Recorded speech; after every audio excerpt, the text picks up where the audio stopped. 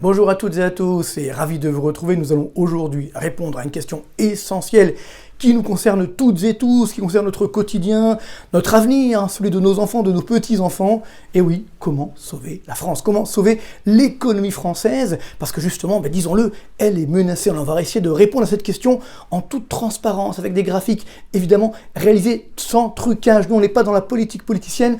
Nous, ce qu'on veut, c'est sauver notre douce France, parce qu'elle le mérite, bien sûr, parce que nous aussi, effectivement, il y a des inquiétudes qui pèsent sur notre pouvoir d'achat, sur notre consommation, sur notre épargne également, parce que n'oublions pas que le grand danger, si on ne fait rien, c'est qu'un jour ou l'autre, on va taxer notre épargne, et qu'à ce moment-là, évidemment, comme d'habitude, nous serons tous les dindons de la farce. Donc c'est pourquoi il est urgent de sauver dès aujourd'hui, au plus vite, l'économie française, de ne pas encore prendre des mesures ou des mesurettes qui ne serviront pas forcément à sauver notre économie. Alors on va le voir tout de suite. Déjà, on va rappeler que la France est un pays qui est formidable. Ah oui, on a 67,8 millions d'habitants, c'est les chiffres de l'INSEE. On a un PIB de presque 2500 milliards d'euros en 2021. On est la 7e puissance mondiale. C'est vrai que malheureusement, on a perdu un petit peu de terrain, mais c'est quand même pas mal. Un positionnement géostratégique qui est exceptionnel, des infrastructures routières, maritimes, aéroportuaires de haut rang. On a une qualité de la main-d'œuvre également qui est très forte, des paysages, des villages, bien sûr, des villes magnifiques, ça on le sait également. Et puis bien sûr, c'est aussi une bonne nouvelle, une espérance de vie qui ne cesse d'augmenter. 85 ans pour une femme, 80 ans pour un homme. Je rappelle que dans les années 60, c'était 65 ans pour un homme, 70 ans pour une femme. Donc c'est vrai que ce sont des progrès, effectivement. Alors le taux de fécondité a un petit peu baissé, 1,9 enfants par femme, et c'est l'un des premiers en Europe. Et puis parallèlement, ça c'est assez incroyable, parce qu'on a l'impression que la France est une horrible jungle ultralibérale. Or, non, pas du tout. La France est le numéro 1 mondial des dépenses sociales. 32% de notre PIB contre 20,5% pour la moyenne de l'OCDE. Donc, je vous en prie, quand j'entends que la France est un pays ultralibéral, faut être raisonnable. On a la chance d'avoir autant d'aides sociales. Moi-même, je le dis souvent, je suis un enfant des cités HLM d'Orly. Je m'en suis sorti grâce à des dépenses sociales. Mais encore une fois, maintenant, il faudrait que ça continue de fonctionner. C'est ça le vrai enjeu. Sachant que, d'ores et déjà, le taux de pauvreté est à 14,1%. C'est vrai que c'est beaucoup. Mais s'il n'y avait pas ces aides sociales, il serait à 22%. Donc il y a 5 millions de personnes qui sont sauvées aujourd'hui de la pauvreté. Et donc ce qui veut dire qu'on ne peut pas dire qu'aujourd'hui la France n'est pas un pays social. Alors par exemple, il ne faut pas qu'elle devienne un pays socialiste, comme voudrait Mélenchon par exemple. C'est vrai que, je l'avais dit une fois lors d'un débat, l'URSS, on l'a déjà essayé. On sait que ça ne fonctionne pas. Donc arrêtons de vouloir faire n'importe quoi et de massacrer notre économie française. Et puis on a également des fleurons mondiaux dans de nombreux secteurs d'activité, sur l'aéronautique, l'automobile, l'énergie, chantier naval, j'en passe et des meilleurs, le luxe, etc. Énormément également de TPE, de PME qui font la force de notre économie. Donc la France, effectivement, a des forces, a des atouts, des qualités, mais elle a aussi malheureusement des handicaps. Et ça, évidemment, là, on va attaquer les difficultés. Là, je vous avez un tableau très simple qui représente l'évolution on va dire, du rayonnement français à travers le monde. Là, vous avez le poids de la France dans le PIB mondial, donc en parité de pouvoir d'achat, ça veut dire en notant les différences de pouvoir d'achat et d'inflation. Vous voyez, dans les années 80, 90, c'était autour des 4%, même 4,4% en 1980, et là, ce n'est plus que 2,2% du PIB mondial. Mais surtout, le plus inquiétant, c'est que, vous voyez, en 1990, quand on regarde le PIB par habitant, donc une sorte de niveau de la richesse par habitant que nous avons en France, nous étions 12e de la planète. Aujourd'hui, malheureusement, vous voyez que ça a essayé de se dégrader, nous sommes 24e de la planète, chiffre du FMI. Donc ce qui veut dire que là aussi, on a malheureusement de vraies difficultés. Puis dernier point, pourquoi on en est arrivé là? C'est tout simple, c'est que malheureusement, la croissance structurelle, ça veut dire la croissance qui s'obtient lors d'un fonctionnement normal de l'économie. Cette croissance normale qui était donc de 2,5 à 2,7% dans les années 80-90, vous voyez, avec le temps, elle n'a cessé de baisser et aujourd'hui, on est à seulement 0,9% de croissance structurelle. Et vous voyez que ça fait déjà pas mal de temps que ça dure. Donc voilà pourquoi on n'arrive pas à avoir une dynamique de croissance. Alors je vous ai fait un petit graphique pour le montrer. Vous voyez, là vous avez la courbe bleue, c'est le poids de la France dans le PIB mondial. Évidemment, donc ça ne cesse de baisser avec le temps. On commence en 1980 et parallèlement, la courbe rouge, c'est la croissance annuelle moyenne sur 10 ans. C'est une sorte de croissance structurelle, comme on pourrait l'appeler. Vous voyez qu'on était à plus de 3,5% au début des années 80. C'était la belle époque encore. Et puis vous voyez que ça ne cesse effectivement de baisser. Il y a eu quelques mouvements de baisse. Là, c'est évidemment les années Mitterrand, du moins le début. Après, là, c'était effectivement la crise de Lehman Brothers. Puis les années Hollande, va-t-on dire. Alors, il y a eu un petit rebond dernièrement, on va dire un peu technique. Quelques réformes également ont été faites. Mais vous voyez, évidemment, on est toujours sur à peu près 0,9% de croissance en moyenne sur 10 ans en France. Donc ce qui veut dire que bien entendu, ce n'est pas suffisant pour créer suffisamment d'emplois, si ce n'est des emplois aidés, mais des vrais emplois, et ce qui ne nous permet pas justement d'avoir une dynamique, je dirais, de bien-être économique durable. C'est ça toute la difficulté, avec d'autres évidemment, d'autres handicaps. Par exemple, ça c'est une erreur stratégique qui a été faite dans les années 80-90, où on a voulu laisser croire qu'on pouvait avoir une France sans usine. Quelle erreur! Et donc mécaniquement, on a de plus en plus de mal à exporter. On a également donc, une économie qui est trop rigide. Et donc là, c'est les derniers chiffres du mois de février 2022. Vous voyez, record historique du déficit extérieur français.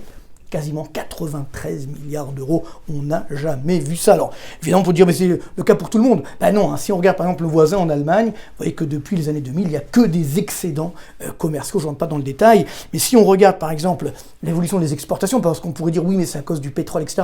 Non, non, le gros problème, ce sont nos exportations. Là, voilà, effectivement, l'évolution des exportations de biens et services. Il n'y a pas que les biens, il y a également les services. Vous voyez, on les a ajoutés.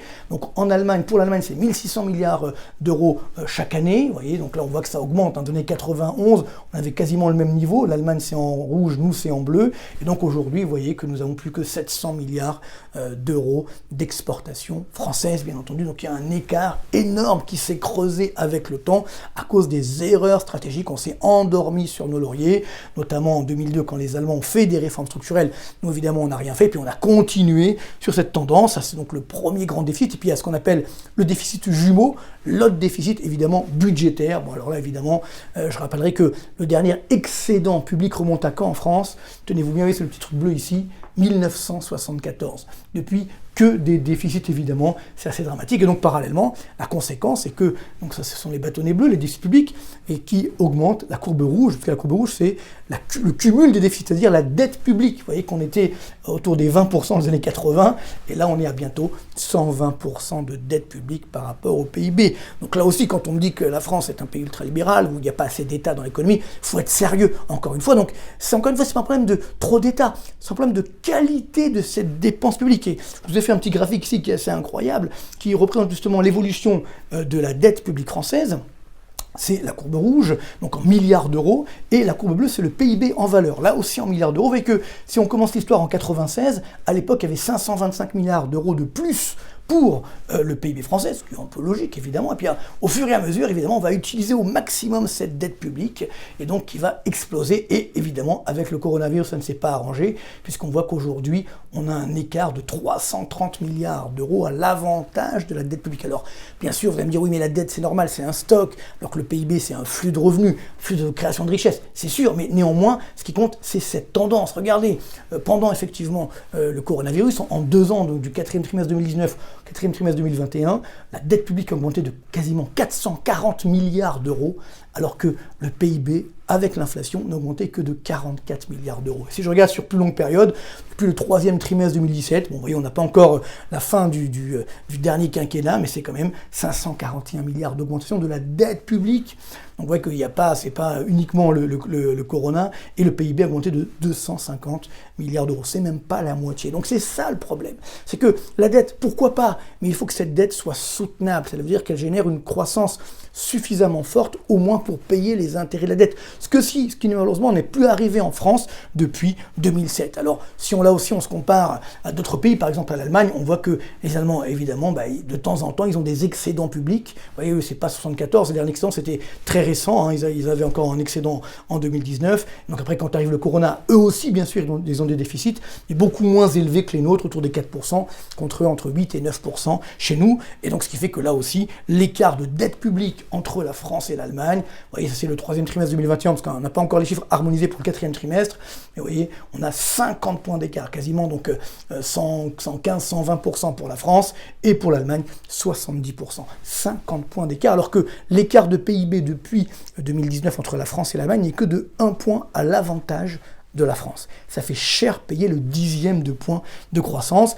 Et si on regarde également l'ensemble de l'Union européenne, on voit qu'on a la Grèce, l'Italie, le Portugal, l'Espagne, et nous on arrive juste derrière, vous voyez, une dette publique qui évidemment est énorme. On est dans le top 5 de l'Union européenne, alors que beaucoup d'autres pays ont su faire attention, ne pas dépenser n'importe comment. Donc c'est là que l'on voit effectivement que la France a été extrêmement généreuse, ce qui d'ailleurs n'a pas empêché aux élections présidentielles d'avoir 61% des votants au premier premier tour donc de partis anti-système. Donc ça qui est un petit peu surprenant aujourd'hui, plus n'oublions pas l'abstention. Donc tout ça fait que on a quand même aujourd'hui une vraie difficulté. On a des dépenses énormes qui ont été menées et malheureusement, eh bien, les Français n'en sont pas conscients parce que ces dépenses n'ont pas forcément été bien allouées. C'est ça tout le problème. Et je vous rappelle que nous sommes également devenus pendant cette pandémie le premier fournisseur de dette publique de la zone euro. Vous voyez, même devant l'Italie. Avant, il y avait l'Italien en vert. Maintenant, on est passé devant. Cocorico, enfin, on s'en serait bien passé, bien entendu. Alors, jusqu'à présent, ça ne s'est pas vu. Pourquoi? Parce que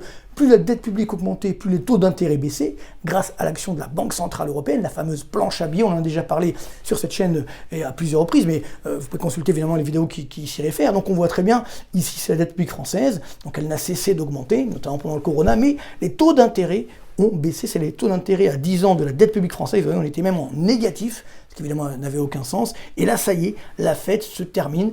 L'ère de l'argent magique est terminée. Donc c'est vrai que le problème, c'est que pendant cette pandémie, on a laissé croire qu'il y avait de l'argent comme ça qui tombait du ciel. Et bien maintenant, ça y est, parce que la Banque Centrale Européenne va arrêter cette planche à billets. Donc ça a déjà commencé, les taux d'intérêt augmentent. Vous voyez qu'aujourd'hui, on est autour des 1,4%. Pourquoi ils augmentent? Parce que c'est l'autre danger qui menace la France, c'est l'inflation.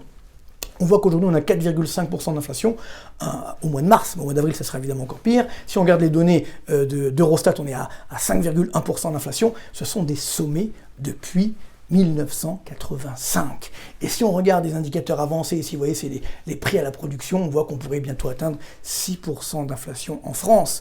Donc évidemment, si l'inflation augmente, et elle augmente partout dans l'ensemble de la zone euro, ça casse le pouvoir d'achat, mais ça empêche également la BCE de maintenir, de prolonger la planche à billets. Elle pourrait même augmenter les taux d'intérêt, comme le fait la Réserve fédérale américaine, pour calmer le jeu, bien entendu. Donc c'est ce qui fait augmenter les taux d'intérêt. Donc là, on le voit, au moment où je parle, ils ont un petit peu baissé.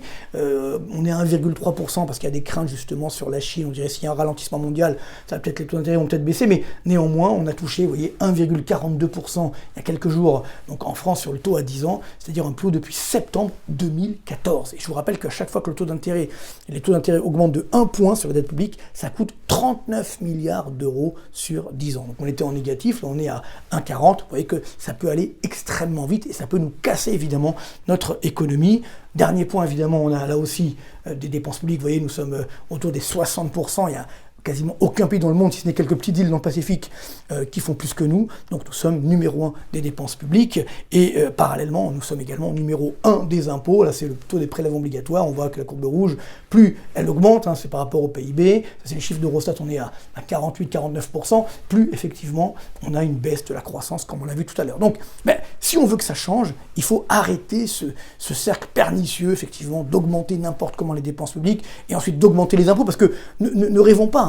C'est comme l'argent n'est plus magique, clairement, parce que la BCE va arrêter cette planche à billets, eh bien, il faudrait bien trouver des moyens de financement. Donc il y a des risques très rapides d'augmentation des impôts. Or, il faut exactement faire le contraire. Alors, évidemment, ce que j'appelle une thérapie de choc bienveillante, on n'est pas je dirais justement des méchants monétaristes comme Thatcher ou autres, bien entendu, surtout pas. Il ne faut pas faire de la rigueur pour la rigueur, il faut au contraire soutenir le pouvoir d'achat des ménages, également des entreprises. Et donc, pour soutenir le pouvoir d'achat, il faut effectivement baisser les impôts pour tous, que ce soit évidemment les ménages. Moi, j'avais conseillé notamment de baisser la CSG, où là, on aurait un gain de pouvoir d'achat immédiat qu'on verrait tout de suite sur nos revenus.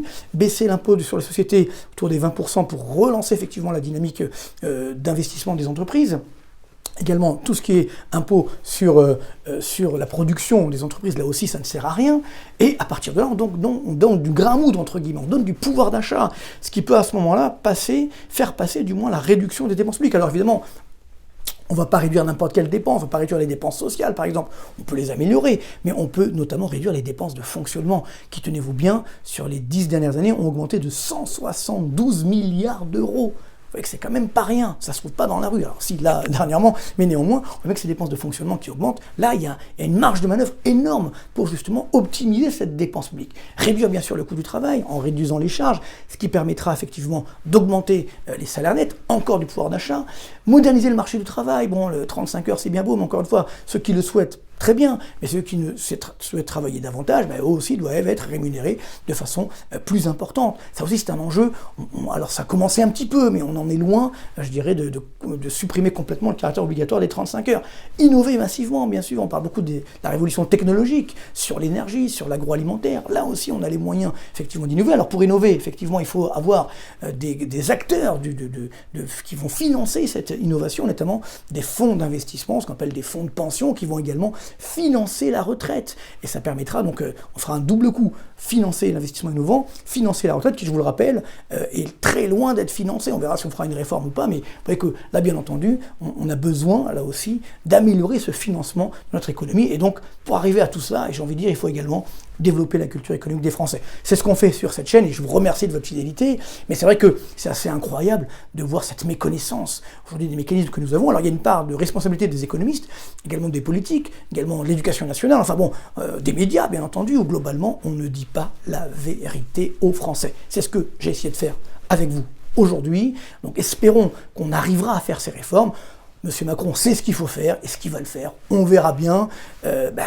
Tout l'enjeu est là, c'est qu'il faut effectivement avoir les coups des franches. S'il commence à tendre justement vers un autre type de politique, eh bien ça veut dire qu'on aura de graves difficultés pour l'économie française. Donc espérons que nos dirigeants prendront les bonnes mesures. On est là pour les aider. Moi, j'ai aidé tous les dirigeants, quelle que soit la couleur politique, depuis des années. Ils m'écoutent ou ils m'écoutent pas, mais le vrai enjeu est là. Nous devons sauver l'économie française. Nous savons comment nous pouvons faire. Eh bien, espérons que nos dirigeants le feront enfin. C'est tout le mal qu'on peut nous souhaiter. Merci beaucoup, bonne continuation, portez-vous bien et à très bientôt.